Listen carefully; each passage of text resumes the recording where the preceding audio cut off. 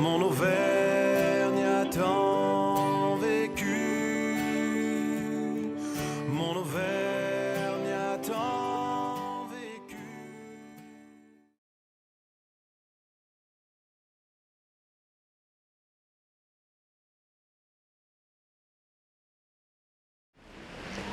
Bonjour, à la librairie Nos Racines d'Auvergne, nous avons accueilli Albert Duclos qui nous a présenté son nouveau livre, Le Petit Fougueux.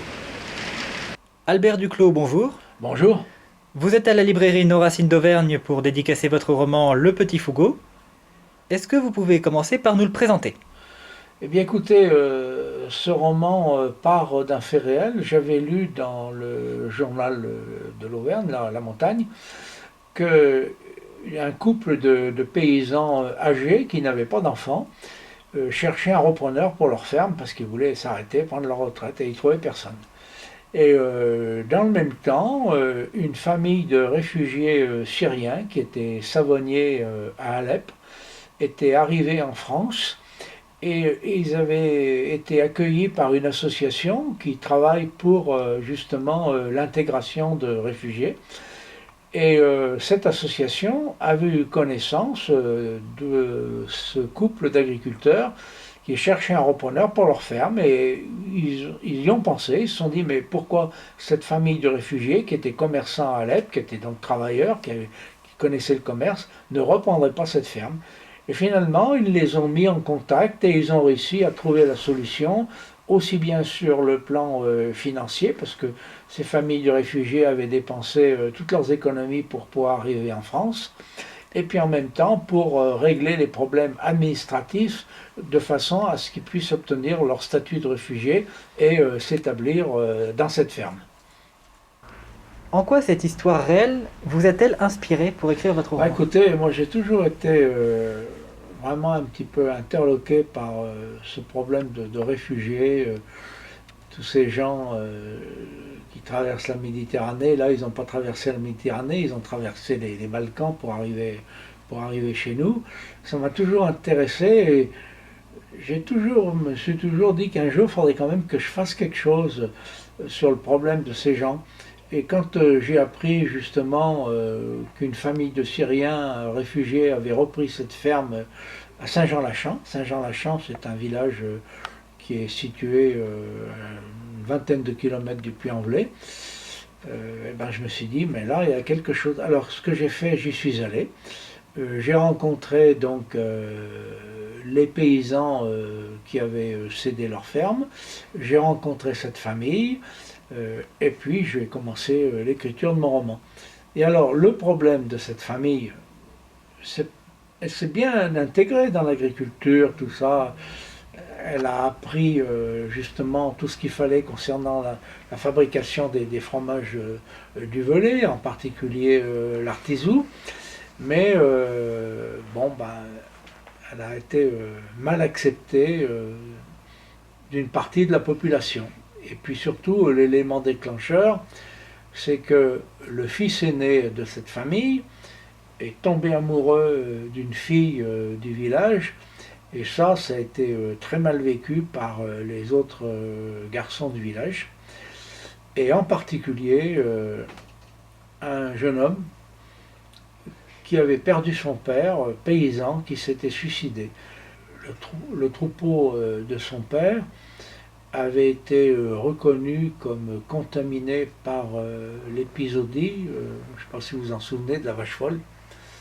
Et donc tout son troupeau avait dû être euthanasié.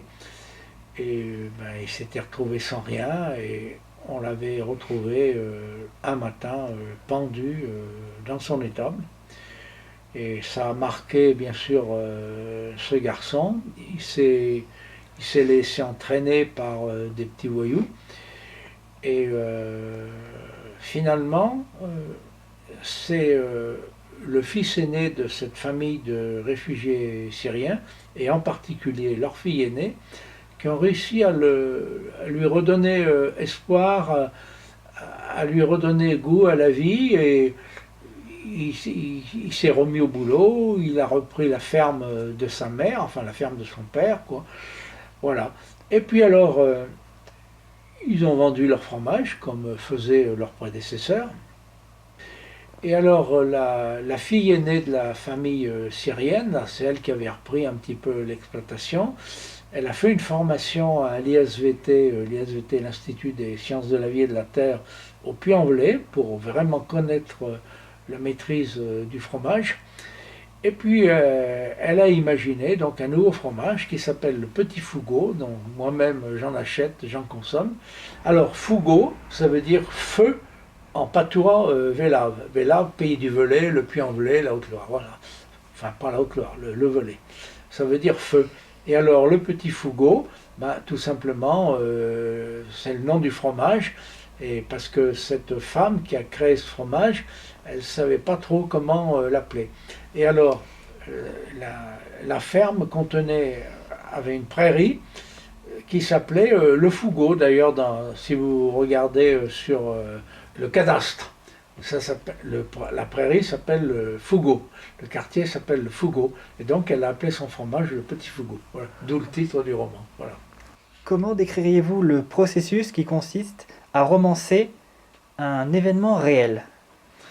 Eh bien, écoutez, ça commence généralement par un événement dont j'ai eu connaissance et qui m'a interrogé jusqu'à ce que je décide d'en faire un roman.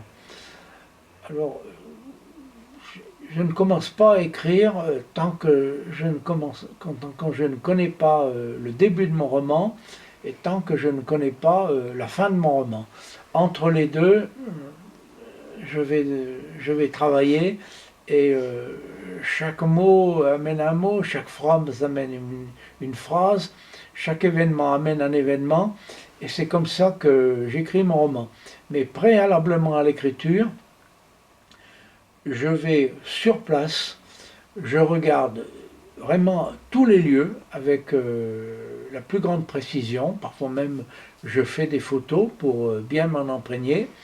Je rencontre les gens qui ont vécu l'événement, qui l'ont connu, et à partir de là, je me lance dans l'écriture. Mais je connais toujours la fin de mon roman, c'est-à-dire que je peux un peu plus, un peu moins vagabonder à la bille-baude, comme disait l'auteur Henri Vincenot, mais je sais où je vais. Et comment effectuez-vous la transition entre événement réel et roman? Que modifiez-vous et que conservez-vous? Alors, il faut partir je pars de l'événement réel, mais je m'en éloigne le plus vite possible parce que je suis un romancier, je ne suis pas un journaliste, je ne suis pas un historien, je ne suis pas un géographe. Donc le plus vite possible, alors là, bon, ben, c'est le principe même du romancier, si vous n'avez pas ce talent, ben, il faut faire autre chose.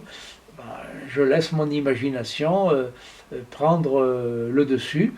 Et j'écris mon roman, mais comme je le disais tout à l'heure, un récit en amène un autre, une phrase en amène une autre, un mot en amène un autre. C'est le travail du romancier, c'est le travail de l'écriture. Eh bien, merci beaucoup pour vos réponses. C'est moi qui vous remercie. Et merci à vous pour votre présence à la librairie Nos Racines d'Auvergne. Merci beaucoup, et puis merci à Christophe qui a eu la gentillesse de m'inviter. Donc nous vous souhaitons une bonne continuation et une bonne fin de journée. Merci beaucoup, à vous aussi. Sur cette terre, ce pays dont je reste si fier, la patrie de mon père, de ma mère, je la garde au fond